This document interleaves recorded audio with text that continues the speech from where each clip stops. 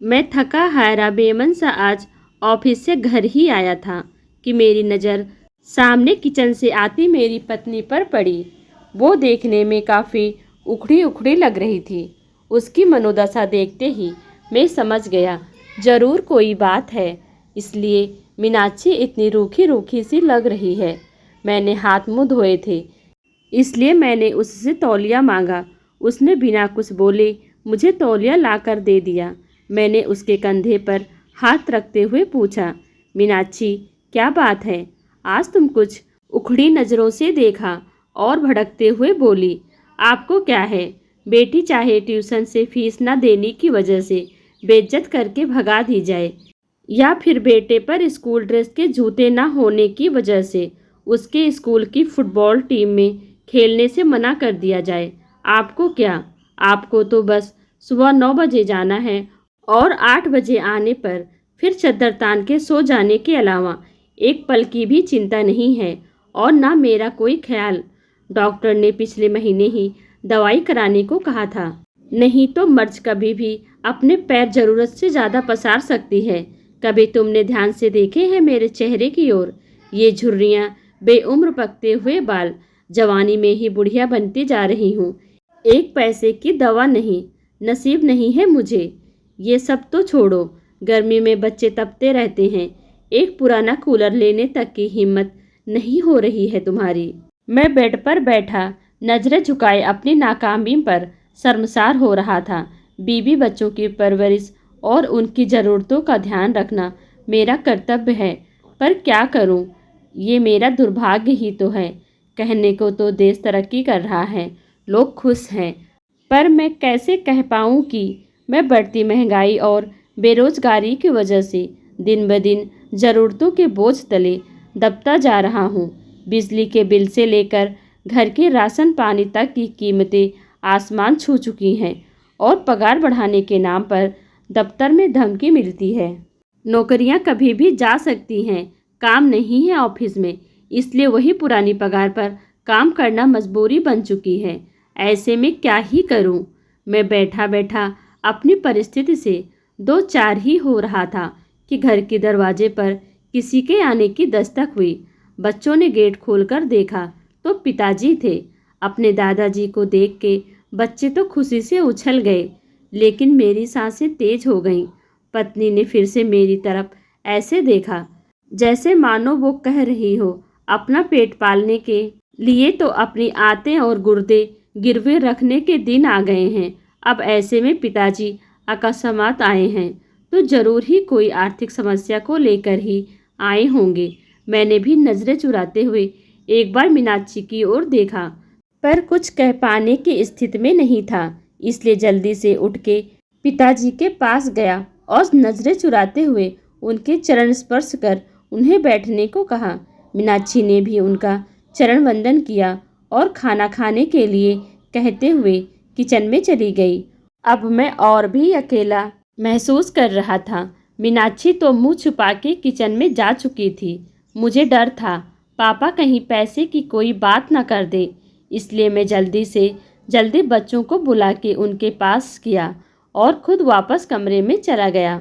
पिताजी भी मुझे जाते हुए देख रहे थे। मैं किचन में आया तो मीनाक्षी ने कहा, पिताजी जरूर ही किसी आर्थिक मदद की आस करके आए होंगे। ऐसे में इन्हें हम ही याद आते हैं।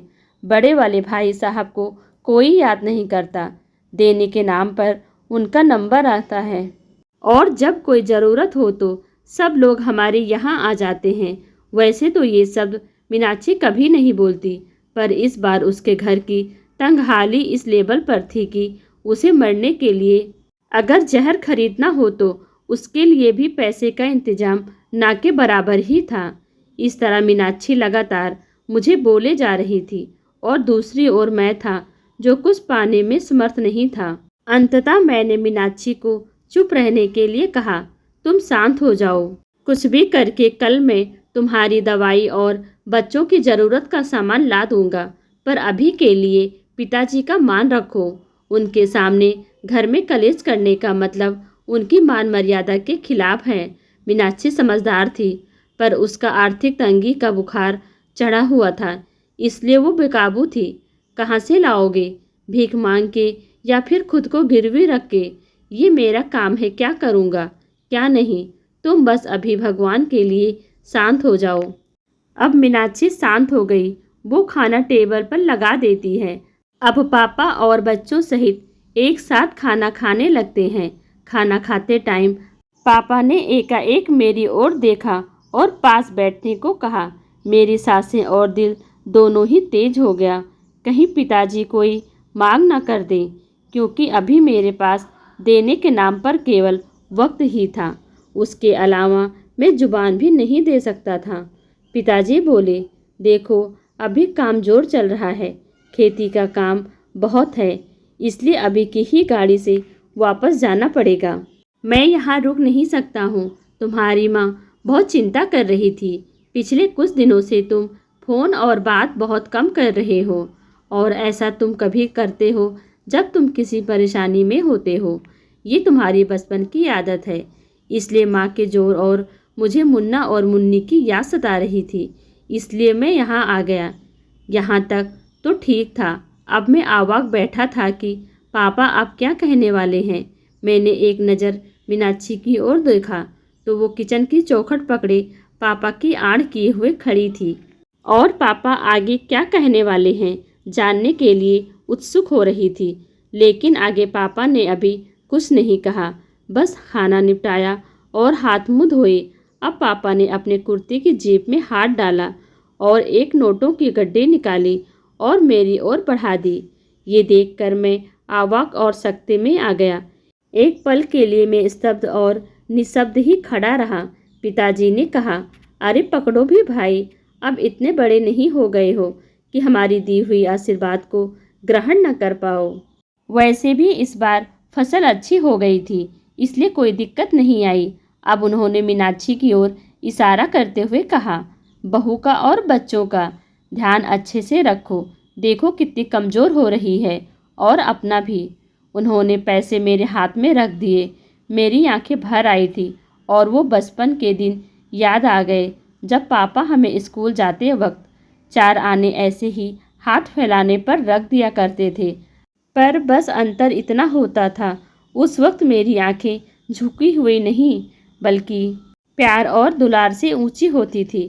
फिलहाल मीनाक्षी और मैं दोनों ही गलत साबित हो चुके थे, इसलिए खुद की नज़रें खुद से ही नहीं मिला पा रहे थे। सच में बच्चों के लिए माँ बाप बोझ हो सकते हैं, पर माँ बाप के लिए बच्चे कभी भी बोझ नहीं होते। वे हमेशा उनका ध्यान रखते हैं।